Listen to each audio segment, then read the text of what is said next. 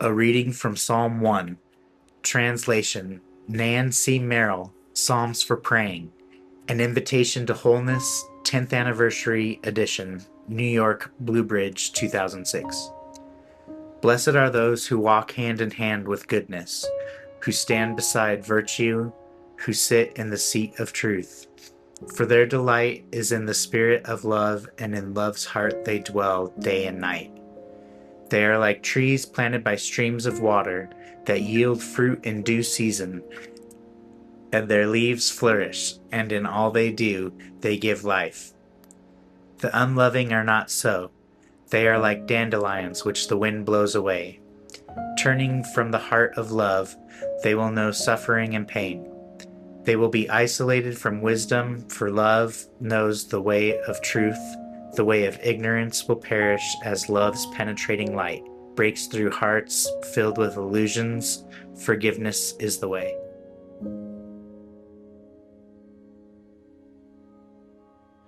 In a memorable scene from Lewis Carroll's children's novel Alice in Wonderland, Alice finds herself standing alone before a fork in the road. Unsure of which way to go, she spots a Cheshire cat perched in a tree, grinning, and she asks him, "Which road do I take?" And the cat replies, "Where do you want to go?" And Alice says, "I don't know." To which the cat replies, "Then it doesn't matter." Perhaps you've been there before, standing in front of another fork in the road of life, unsure of where to go or where you're supposed to go. From the moment of our birth, we are each thrust into a life journey without a clue as to where we are supposed to go. We are given no surefire maps, no GPS, no itinerary in advance. Our future is wide open, our destination undecided, our route uncharted. And it's wonderful and overwhelming all at once, because while we really are free to choose our own destination, to decide which way to go, we still must find our own compass and chart our own course and navigate the inevitable obstacles along the way and boldly choose a path at every fork in the road. It helps, of course, that we often have companions to walk with us, family, friends, guides and mentors, even strangers. We don't have to make our journey alone. But still, the responsibility for choosing the way is always ours. At every fork, we alone must decide, which way should I go? Where, to what am I being called? And what we're really asking in those defining moments is, what do I want my life to be about? How and where do I want my journey to end? There are all kinds of road signs to orient us along the way. Faith, religion, life experience, the school of hard knocks, human reason, scripture, the occasional epiphanies and aha moments that are so often timely. Sometimes these signs are clear and unmistakable. At other times, they can be opaque or even confusing. Having personally come from Southern California, one of my unspoken heroes is an artist by the name of Richard Ancrum from Los Angeles. In 2001, Ancrum decided to do something about a major traffic problem on the 110 freeway in downtown LA, one of the oldest freeways in the United States. Most of the on-ramps and exits along the 110 were added many years after it was constructed as the city grew and became more congested. With each successive addition, signage along the 110 became more confusing, especially near its I-5 North interchange, where the lack of clear signage caused drivers to miss a left turn to merge onto I-5 North. The only sign for that exit was located a quarter mile before the off-ramp near a tunnel. It was nearly impossible to see, and drivers would swerve across several lanes of traffic at the last minute just to catch the exit, often causing accidents. Those missing the exit altogether might have to drive halfway to Pasadena before they realize their mistake. So something, Ancrum figured, had to be done. So he took matters into his own hands. He created his own freeway sign. He actually downloaded a Caltrans manual to get the standard color swatches and fonts for freeway signs. And then he cut 2 giant sheets of aluminum on which he painted an I-5 emblem and a placard reading North, all by hand. The sign took 3 months to fabricate. And finally, in the pre-dawn hours of an August morning, Ancrum donned a hard hat and safety vest to impersonate an official Caltrans worker, and he climbed a ladder up to the freeway sign plank that was suspended over the 110 freeway, and he installed his now legendary sign. And it was such a perfect forgery that nobody noticed until Ancrum finally broke the story to the media 6 years later, after millions of drivers had passed under that sign. After traffic accidents plummeted and commuters applauded this improvement, Caltrans actually allowed Ancrum's sign to hang over the 110 freeway for 9 years, until finally replacing it with an official one. Call it a true sign from above. And couldn't we all use one of those from time to time? "Which road do I take?" asks Alice, standing at her proverbial fork in the road.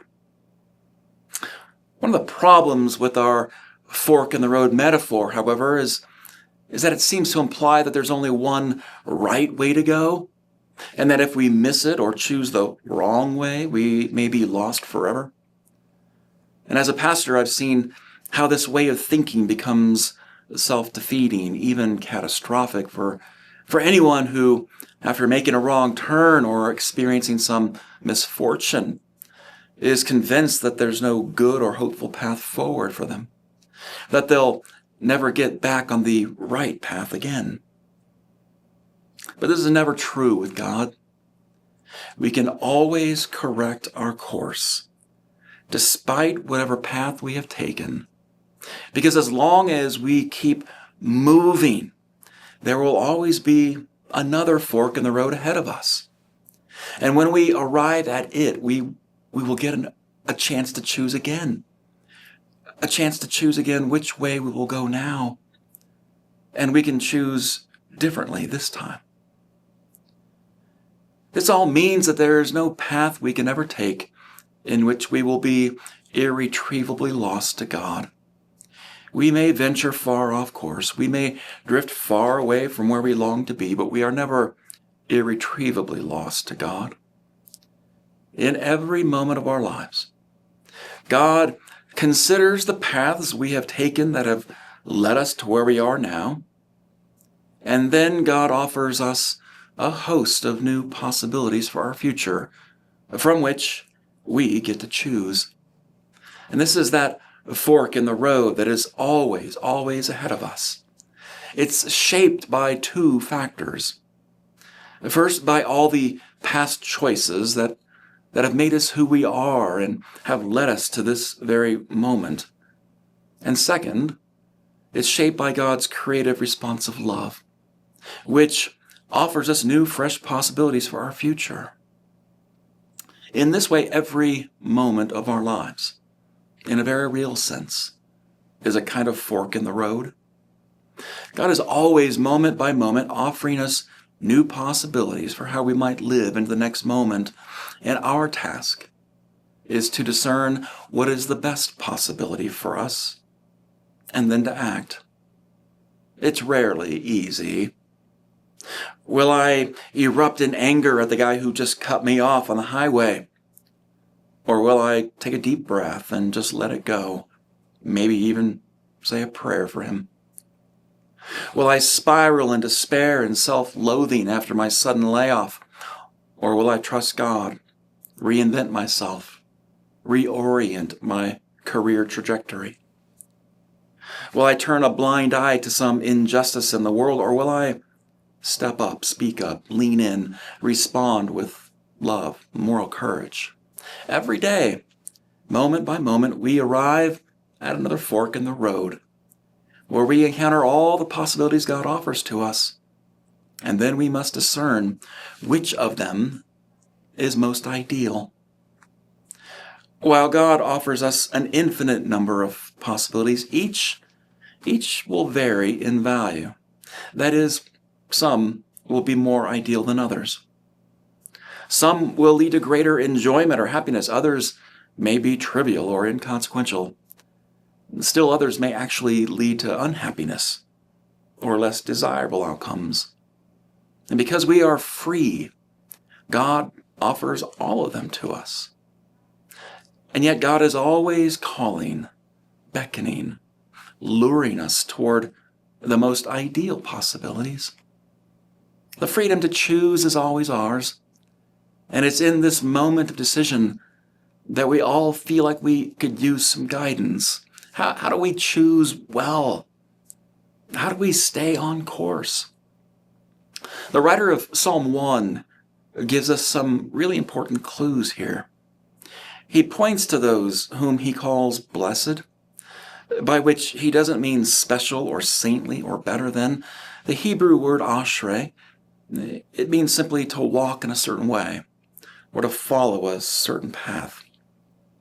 The psalmist says that following a certain path, living a certain way, will lead to true happiness. And he associates this way of living with following the commands or laws of God, what today we call Torah. Torah refers specifically to the teachings found in the first 5 books of the Hebrew Bible, the Old Testament. The word Torah derives from the Hebrew yareh, which means simply to guide. The psalmist here then is saying that our happiness is tied to following this guide, the Torah.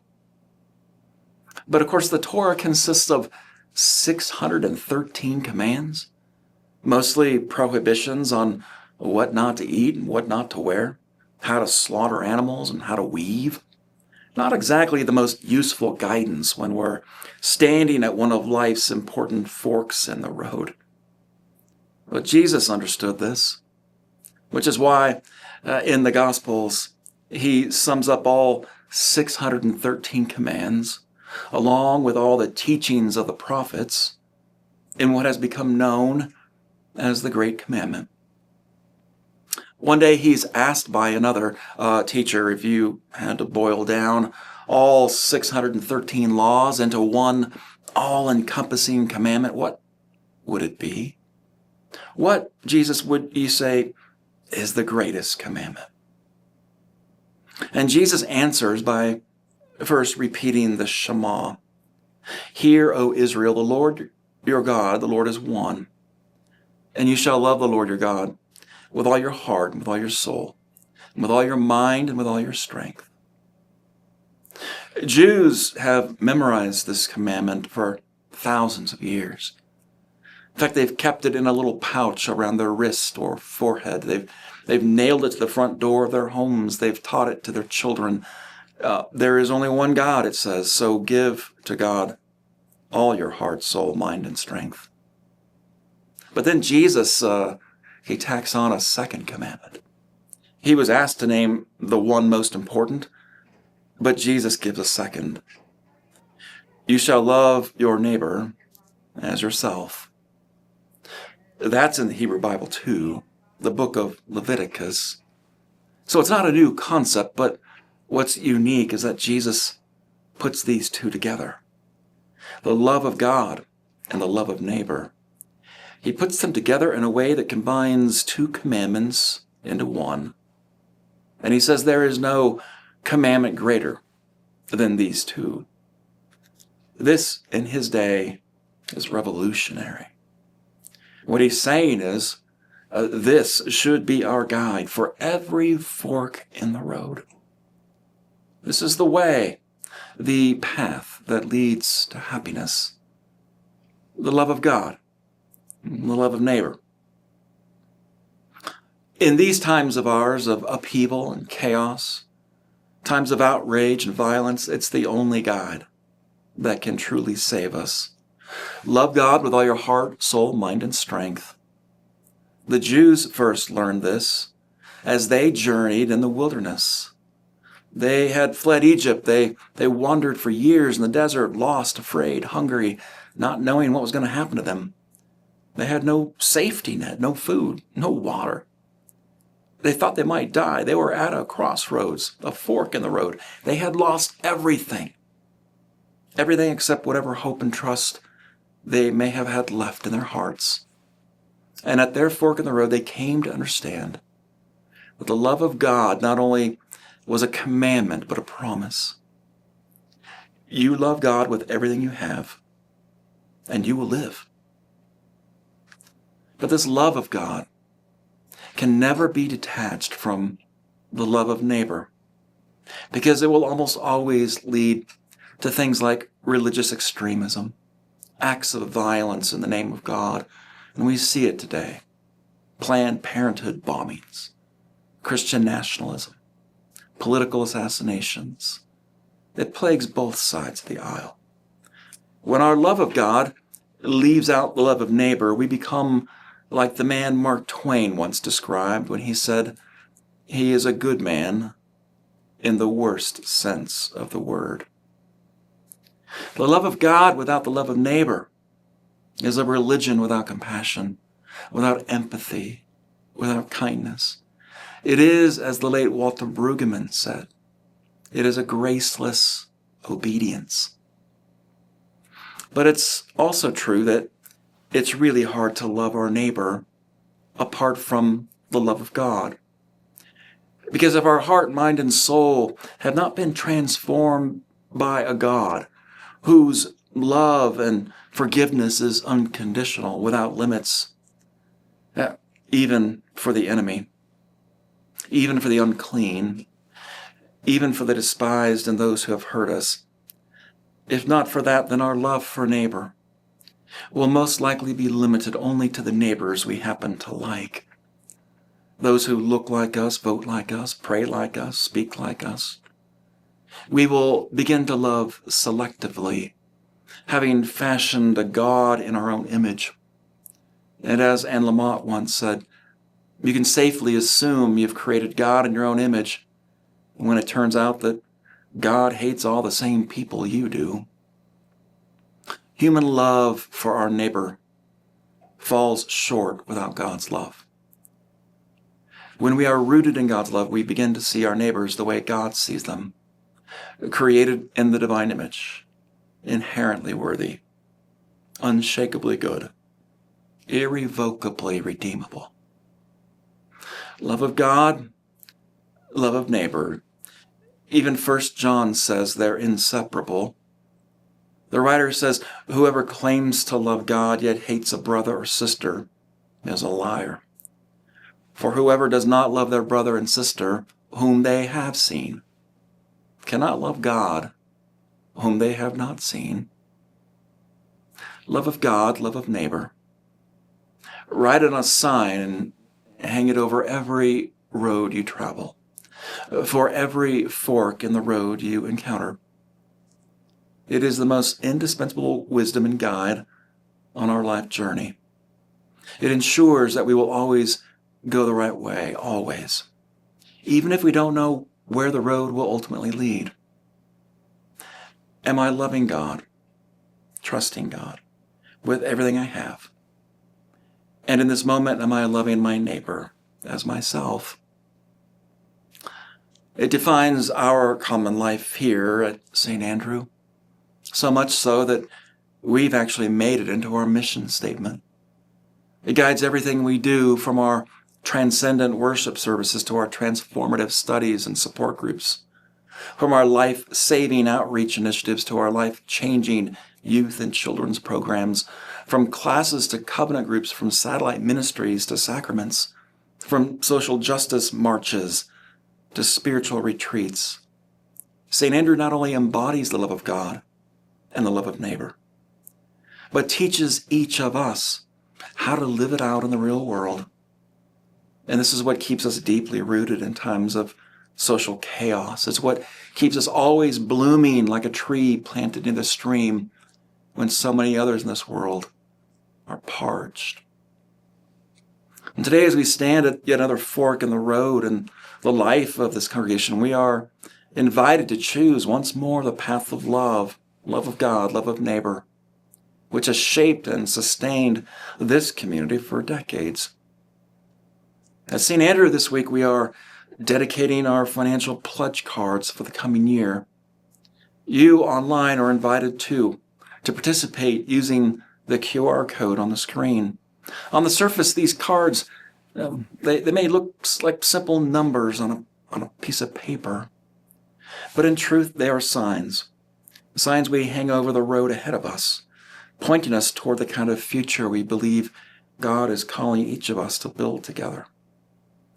Your pledge is a choice to root yourself more deeply in God's love, a choice to nourish the ministries that help our neighbors flourish, a choice to keep St. Andrew growing like that tree planted by streams of water bearing fruit in every season.